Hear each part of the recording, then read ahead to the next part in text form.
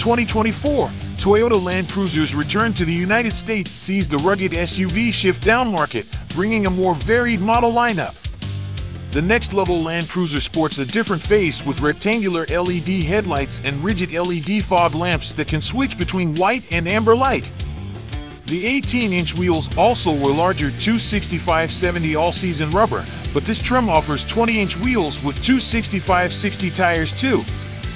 The first edition reverts to the round headlights and adds a roof rack, rock rails, and front skid plate.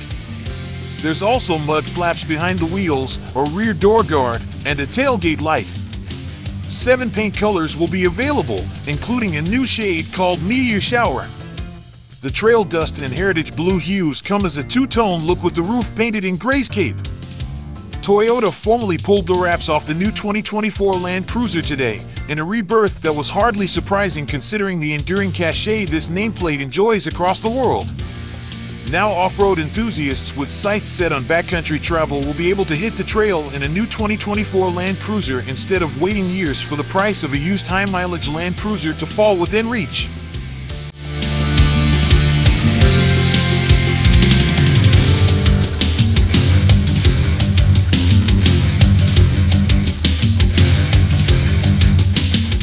The 2024 Land Cruiser Prado features a flat, horizontal, two-tier dashboard with a massive touchscreen infotainment display. It joins a fully digital instrument display behind a retro-looking steering wheel with button controls.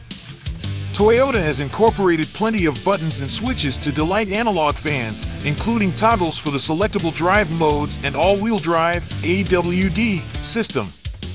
The 2024 Land Cruiser follows the same full-time four-wheel drive blueprint as the prior model. It has a 2-speed transfer case with a torsion center differential that allows constant all-wheel drive operation on dry pavement. The center differential automatically locks when the transfer case is shifted into low range, or the driver can choose to lock it in high range. All new Land Cruisers also have push-button lock rear differentials, a crawl control system, and downhill assist control. The basic suspension concept is the same as before, even though the change to TNGAF architecture did result in some detail alterations. This cruiser still rides on dual control arm independent front suspension and a solid rear axle that's located by 4 trailing links and a panhard rod.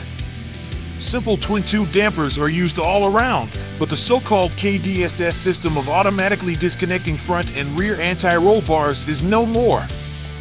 The new Lexus GX 550 gets a new EKDSS evolution of the concept, but the 2024 Land Cruiser eschews that in the name of cost containment.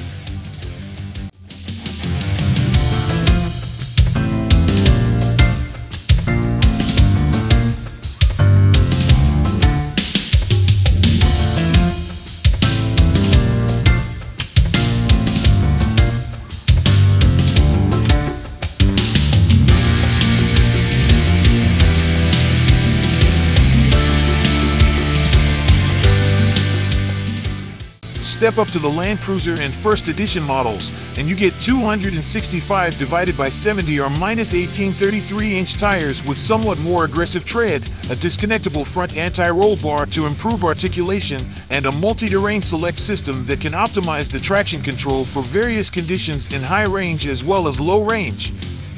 Both get the larger 12.3-inch touchscreen and a 10-speaker audio system, but the Land Cruiser trades round LED headlights for rectangular ones.